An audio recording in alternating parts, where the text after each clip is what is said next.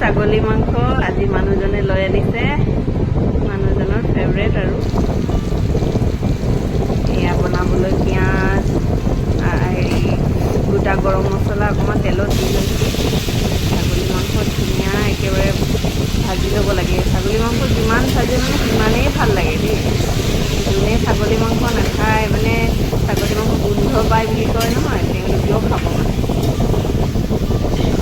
এয়া ভাজি আছোঁ একদম কম মানে মিডিয়াম টু ল' ফ্লেমত একদম সুন্দৰকৈ ভাজি ল'ব লাগে। এয়া মাংস ইফালে ভাজি আছোঁ আৰু ইফালে মছলাৰ কাৰণে ৰেডি কৰিছোঁ পিঁয়াজ আৰু আদা নহৰু।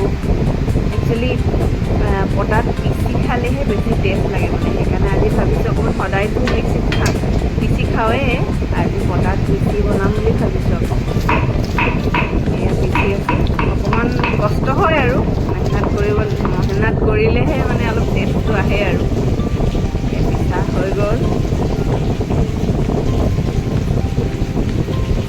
আৰু আকৌ আদা নহৰুটো অলপ সৰহকৈ ল'ব লাগে। আদা নহৰু জলকীয়া আপোনাৰ জোখমতে ল'লে হ'ল।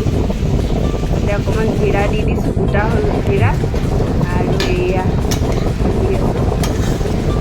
ভজা অকণমান তেল ওলাই গ'লে মাংসৰ পৰা মছলাখিনি দি দিব লাগে আৰু।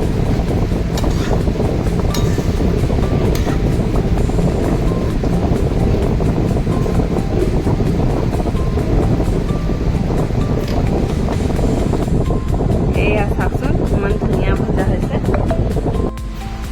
এয়া মাংস সিজিলে আৰু মাংস সিজাৰ লগে লগে ধনিয়া দি খাবলৈ ৰেডি আৰু।